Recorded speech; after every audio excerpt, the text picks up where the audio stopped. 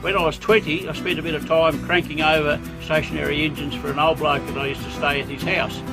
And that got me interested in it. He had an electric 32 volt lighting plant. I don't know what sort of engine. He had several old stationary engines, and he'd get the young bloke, who was me at the time, to come and crank them over while he fiddled with them. That was interesting. But I've always had an addiction to them. When I was a child in the Mallee, I stayed with my uncle, who was off-grid, and they had the lighting plant out in the shed in the Mallee, and us kids would go to sleep listening to the thump, thump, thump, thump, thump, thump, thump of the diesel, which was relaxing. It brings back fond memories. So if I can reinvent that for my off-grid abode, it would be great.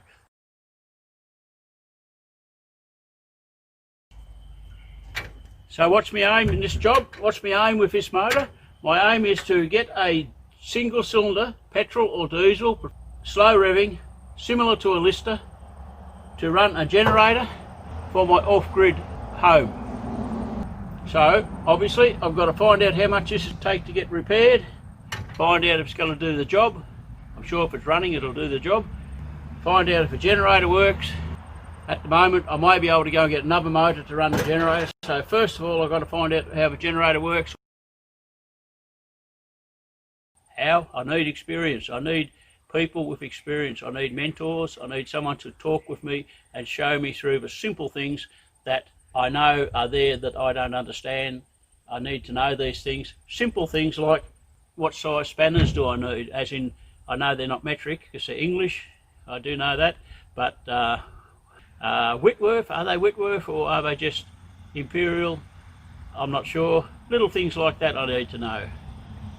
Other weird things like what sort of oil to put in the engine, where to buy spares. If I can't get spares, that's the end of a project.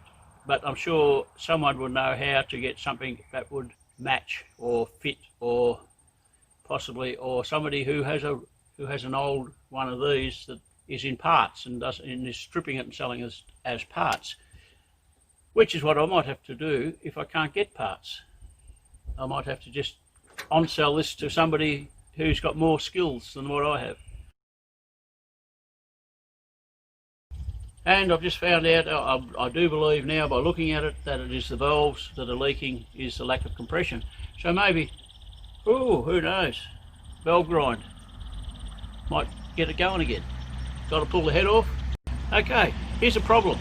I hesitate to start taking things apart because over my lifetime experience I find you take things apart, lose interest in them, parts get lost, and that's the end of a story. It's the end of a machine, or end of a project.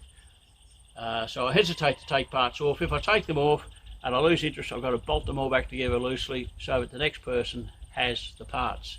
Because there's a few parts missing off this one, the exhaust, the cover for the starter motor. Other than that, there's not too much missing. I've got the cover for the top here. I don't have the nut for the top. That's easy to fix. I don't want to leave these things on the trailer in this situation because kids will come and pinch things, big kids or little kids. They'll come and take stuff off motors, and I don't want that to happen.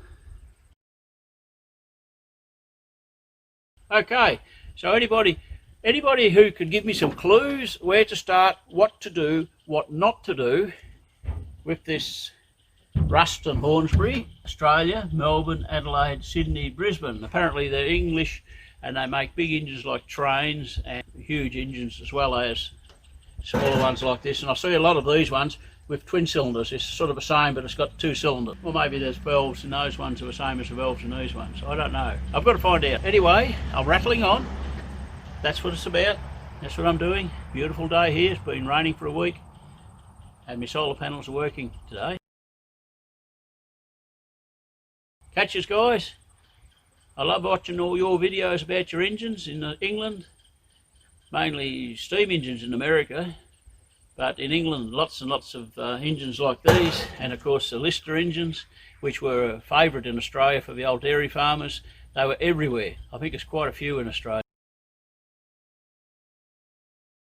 2020 COVID lockdown in Australia.